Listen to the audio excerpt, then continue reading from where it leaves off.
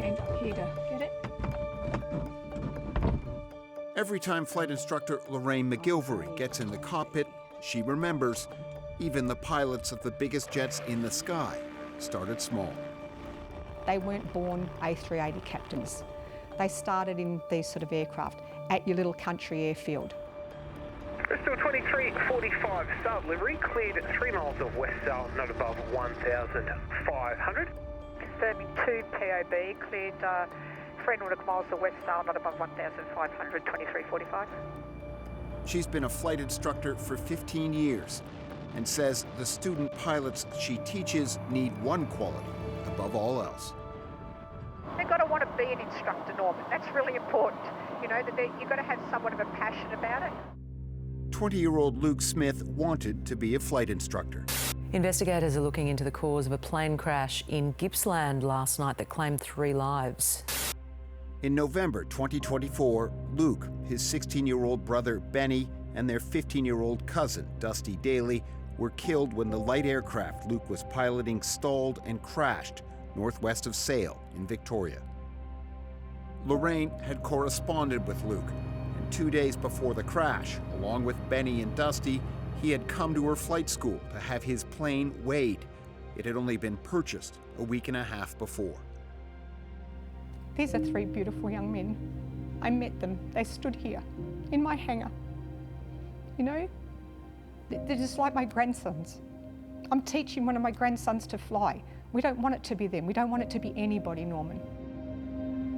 The Australian Transport Safety Bureau's Chief Commissioner, Angus Mitchell, believes the accident points to significant deficiencies in the flight training system. The ATSB released its safety report into the crash in January. It was an accident that was many months in the making. And that comes from back when the pilot was first qualified under the RAOS system, and the standard of instruction that he received at the school, the standard of examination, not actually testing what needed to be tested. The system failed Luke, in my opinion. In my strongest opinion, the system failed those 3 young men and their families. The ATSB report found numerous shortcomings in Luke's instruction at Adventure Flight Training, or AFT, located first in Victoria, then in New South Wales. The flight school is no longer operating. Attempts to reach its former chief flying instructor were unsuccessful.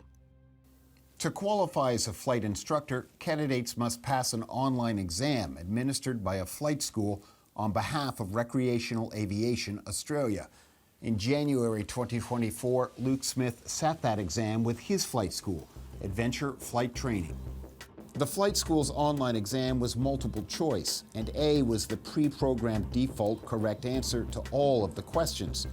Luke answered A 47 times out of 50 and scored 94%. R.A. Oz later remarked the exam and found Luke actually scored 26%. A month later, he took the exam again. The questions and answers were the same. He scored 76%, still short of the 80% pass mark. There are no records Luke attempted another exam. The ATSB also found crucially when it came to the risk of slow, steep turns, like the ones Luke performed when he crashed, he hadn't been adequately tested. And particularly those fundamentals around management of energy, around angles of attack, around weight distribution, around airspeed. They're the things that really the pilot didn't have a great understanding of, and that was evident in the examination system. The ATSB's report identified Luke Smith's risky flying behavior and counseling he received for it. In one example, the report notes 3 days before the accident, Luke took a colleague on a local private flight in the accident aircraft. Luke reportedly turned off the transponder and conducted a low-level, high-speed pass over a friend's house, followed by a roll. He then conducted a series of steep turns. The witness told the ATSB the angle of bank felt like 70 to 75 degrees, which they described as knife-edge stuff. You know, like they've bought an airplane together and, you know... At her flight training school, Lorraine McGilvery believes the issue wasn't so-called risky flying by Luke, it was lack of adequate instruction. If you're taught to fly properly and you have those skills, then orbiting over a point is not risky behaviour. it becomes risky when you don't have the skills or the knowledge base to be able to make it safe. Luke Smith's flight school, AFT, was accredited by Recreational Aviation Australia, RAAUS. It registers 3,500 planes and has 160 affiliate flight schools nationwide. Michael Monk is the organization's chair. We were aware of some issues that became evident with that school prior to the accident. We took actions to address those actions or the lack of training or the potential deficiencies in his training that he received. We took actions to address that. The instructor involved is no longer operational with RAAUS.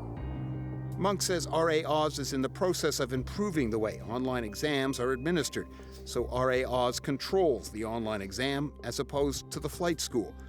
He says RAAUS has a good record of making sure flight schools do the right thing. One crash, he says, doesn't mean the system is broken. Drawing such a broad conclusion from a single accident, I would argue, is not good practice. We need to understand what these issues are rather than making broad, sweeping statements that just create headlines. But the ATSB's Angus Mitchell says the lesson from this crash is unmistakable, and it goes beyond one school or one pilot. They do need some really positive oversight to all of the flight training schools, regular audit type functions to make sure what is being instructed is correct, it is being understood by students, and then when the examination process is due, pilots are being examined on the things they need to understand in the air. It's not a tick-the-box exercise. It is there to keep people and to keep pilots and their passengers safe.